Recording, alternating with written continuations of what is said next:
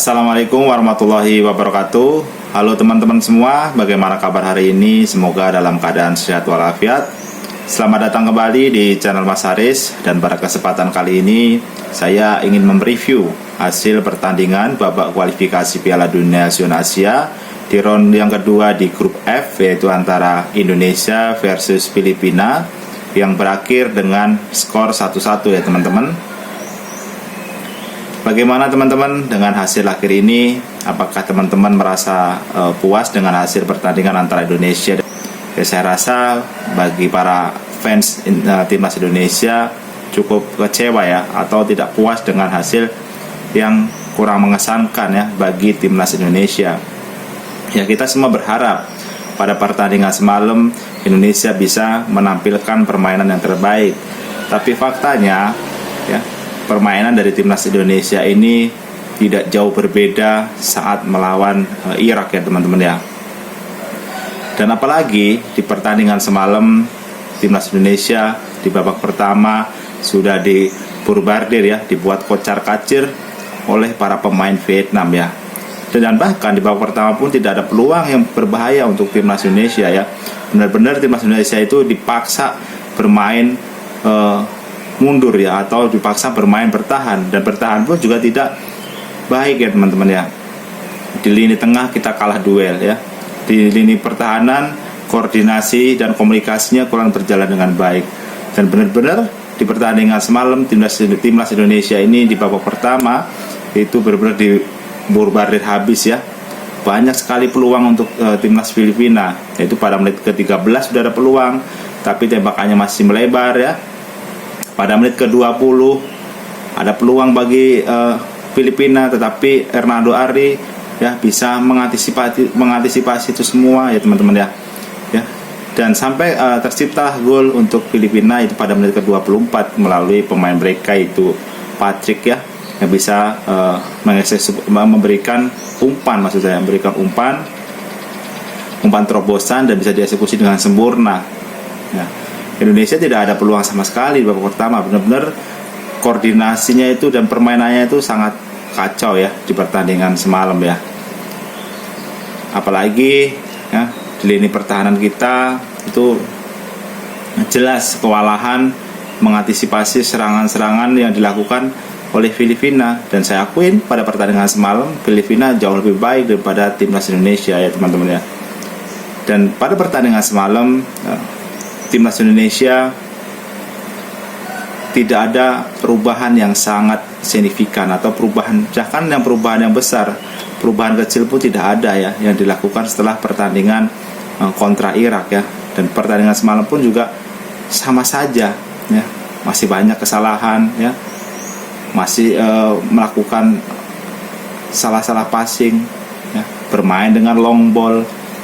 Tidak ada kombinasi satu antara satu pemain. Itu tidak berjalan di pertandingan semalam teman-teman ya. Intinya hampir sama dengan pertandingan saat berjumpa dengan Irak ya teman-teman ya. Ya, ini membuat peluang dari timnas Indonesia untuk lolos ke babak yang ketiga cukup sulit ya teman-teman ya. Dengan hasil imbang ini berarti Indonesia harus mendapatkan hasil yang positif dari 4 pertandingan berikutnya ya. Paling tidak Indonesia harus bisa mengalahkan Vietnam 2 kali ya, yaitu bermain tandang dan tandang ya, kandang dan tandang ya. Dan berharap juga Indonesia juga bisa setidaknya bermain imbang lah dengan Irak, dan bisa memenangkan pertandingan berikutnya atas Filipina, itu untuk menjaga peluang Indonesia untuk lolos ya. Kesempatan untuk lolos itu ada, asalkan di 4 pertandingan berikutnya itu Indonesia bisa menyapu bersih pertandingan tersebut ya. Mungkin hasil seri didapat dengan Irak mungkin bisa membuat timnas Indonesia lolos, tapi kalau di pertandingan berikutnya timnas Indonesia permainannya masih seperti itu atau seperti di 2 pertandingan sebelumnya, ya sulit untuk timnas Indonesia untuk melangkah ya. Karena di pertandingan lainnya itu timnas Irak itu bisa memenangkan pertandingan atas Vietnam dan membuat Irak ini berada di peringkat pertama dengan 6 poin ya. Disusul oleh Vietnam dengan 3 poin dan Filipina 1 poin sama dengan Indonesia, tapi Filipina ini selisih golnya lebih baik ya, karena Filipina ini hanya -2, sedangkan Indonesia adalah -4. Jadi Indonesia ini posisinya ada di juru kunci ya teman-teman ya. Jadi untuk peluang untuk melangkah ke babak yang ketiga itu saya rasa cukup sulit ya. Tapi apapun itu bisa terjadi ya, asalkan di 4 pertandingan berikutnya timnas Indonesia bisa memperbaiki kesalahan-kesalahan yang terjadi di 2 pertandingan sebelumnya ini. Benar-benar di 2 pertandingan sebelumnya ini benar-benar hancur timnas Indonesia teman-teman ya. Entah apa sebabnya ya, karena di 2 pertandingan yang dilakukan Indonesia ini berbeda dari segi formasi dan susunan pemain pun berbeda sebenarnya. Coach Sintayong sudah merubah formasi dan susunan pemain yang ditampilkan di 2 pertandingan tersebut. Saat melawan Irak dan melawan Filipina semalam itu ada perubahan dari susunan pemain dan formasi, tetapi di atas lapangan faktanya itu sama permainan mereka. Entah apa sebabnya, entah atau karena mereka bermain tandang, karena kan selama ini timnas Indonesia ini bermain bagus apabila bermain di kandang sendiri ya. Tapi di luar kandang atau bertahan tandang itu timnas Indonesia itu agak kesulitan ya. Yang jelas kita harapkan di pertandingan berikutnya itu timnas Indonesia bisa memperbaiki kesalahan-kesalahan yang dilakukan di 2 pertandingan yang sudah dilalui ya. Jadi masih ada waktu ya, karena pertandingan melawan Vietnam itu yang akan bermain di Indonesia itu masih tahun depan, dan masih bisa untuk mengkoreksi kesalahan-kesalahan apa yang perlu diperbaiki oleh timnas Indonesia di 2 pertandingan yang sudah dilalui ya. Itu kan banyak sekali ya kesalahan-kesalahan ya, permainannya seperti apa, itu perlu diperbaiki teman-teman ya.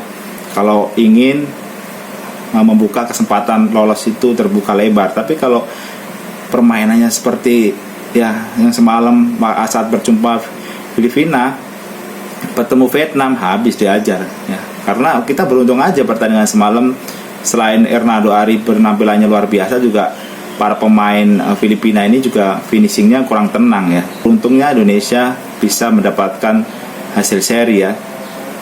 Seandainya pada pertandingan semalam Hernando Ari tidak menampil bagus ya, dan finishing dari pemain Filipina ini oke, ya mungkin kita akan kebantai lagi daripada pertandingan semalam. Banyak sekali peluang ya, apalagi di babak pertama timnas Indonesia ini benar-benar dibikin kocar-kacir ya teman-teman ya. Dan di babak kedua ya timnas Indonesia agak memperbaiki ya, dari segi koordinasi pertahanan agak mending ya daripada babak pertama ya. Indonesia bisa berusaha untuk menekan tuh ada di babak kedua, tapi di babak pertama benar-benar parah ya teman-teman ya.